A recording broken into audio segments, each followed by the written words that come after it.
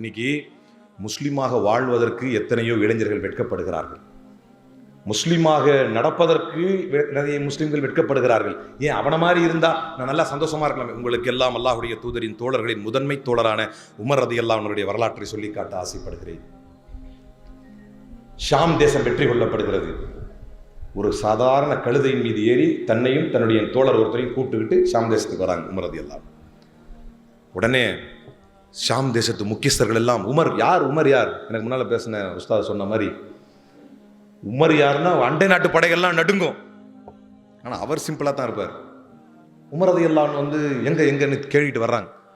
அப்போ உமர் ரலியல்லாஹு அலைஹி அமாமா வஹுஃபான் வஹுவ ஆஹிதும் பிரஸி பஈரிஹி வயஹூதுல் மா, தன்னுடைய கழுதையை அந்த இதை பிடிச்சிக்கிட்டு அதுக்கு தண்ணி ஊட்டிக்கிட்டு இருக்கார் உமர் ரலியல்லாஹு.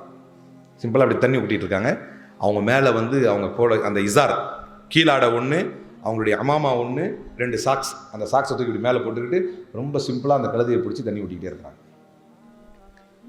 ஓடி வரார் தோழர் ஒருத்தர் ஓடி வரார். ஏன்னா பெரிய பெரிய ஆளுங்களாம் பார்க்க வராங்க ஷாம் தேசத்து முக்கியஸ்தர்கள். யா அமீர் அல் முஃமினீன் அத்தத்துக்கல் ஜுனூத் வ பதாரியத்து ஷாம் வ அன்த அலா ஹாதிஹில் ஹால். அமீருல் முஃமினீனே, ஜுனூத் படைகள் வருகிறது, பத்தாரியத்து ஷாம் தேசத்து பெட்டாலியன்லாம் வருது உங்களை சந்திக்கிறதுக்கு. ஷாம் தேசத்து படைகள் பெரும் நோபல் பீப்புள்லாம் வர்றாங்க, எல்லாரும் சந்திக்கிறது உங்களை வந்துகிட்டு இருக்காங்க.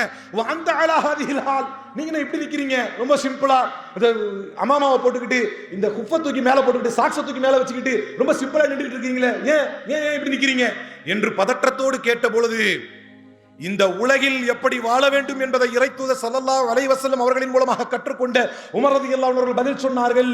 இன்னா கௌமுன் அஅஸனல்லாஹு பில் இஸ்லாம் ஃபலன் நல்தமிஸில் இஸ்ஸ பிகைரிஹி. நாங்கள் எப்படிப்பட்ட கூட்டம் தெரியுமா? இன்னா கௌமுன் அஅஸனல்லாஹு பில் இஸ்லாம். நாங்கள் எப்படிப்பட்ட கூட்டம்னா எங்களுக்குன்னு ஒரு கண்ணியம் கிடையாது, எங்களுக்குன்னு ஒரு மரியாதை கிடையாது. நாங்கள் பாட்டுக்கு நோமேட் பீப்புள் மாதிரி வாழ்ந்துகிட்டு இருந்தோம். எங்களுக்குன்னு தனியாக கொள்கை கோட்பாடெல்லாம் கிடையாது, எப்படியோ வாழ்ந்துகிட்டு இருந்தோம். ஆனால் இந்த இஸ்லாத்தை கொண்டு அல்லாஹ் எங்களை கண்ணியப்படுத்தினான். இறைத்தூதர் ஸல்லல்லாஹு அலைஹி வஸல்லம் இந்த மார்க்கத்தை கொண்டு எங்களை கண்ணியப்படுத்தினார்கள். ஃபலன் நல்தமிஸில் இஸ்ஸ பிகைரிஹி. இந்த இஸ்லாத்தை தவிர, முஸ்லிமாக வாழ்வதை தவிர ஒரு பெரிய கண்ணியம் இல்லை. நீ என்ன வந்து கண்ணியமா நில்லுங்கன்னு சொல்றது? நான் முஸ்லிமாக வாழ்வதே பெருமை, முஸ்லிமாக இருப்பது கண்ணியம் என்றார். அதைத்தான் இன்றைய இளைஞர்கள் சிந்தித்து பார்க்க வேண்டும். எத்தனையோ இடங்களில் அவன் மது அருந்துறானே, நம்மளால மது அருந்த முடியலையே அப்படின்னு ஒரு இளைஞன் நினைக்கிறான். அப்படி ஏன் நம்ம முஸ்லிமா பிறந்தோம், நமக்கு மட்டும் ஏன் இந்த கட்டுப்பாடு என்று நினைக்கும் முஸ்லிம்களுக்கு இது பதில். முஸ்லிமாக வாழ்வது பெருமை, முஸ்லிமாக வாழ்வது கண்ணியம் என்பதைத்தான் இறைத்தூதரின் தோழர்கள் நமக்கு சொல்லிக் கொடுத்தார்கள்.